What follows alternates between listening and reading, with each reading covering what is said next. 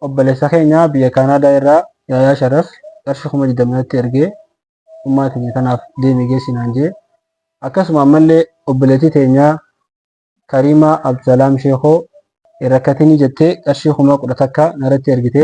Ammas rakkummaan turu nama tokkoof ifti malee nama hundaaf miti. Ummaati yaas waan akka qalleeyyii taate na wallaan dadhabdee bakka hadhiistee rabbuma kiyyaan kadhadhee halkanii guyyaa rabbi hojjetee tuma yaa rabbi sumaana. Salaamu alaikum.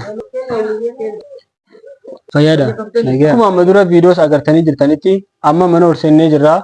Mana obboleettii teenyaa mana Kimiyaa Yusuf Galmoo jirra.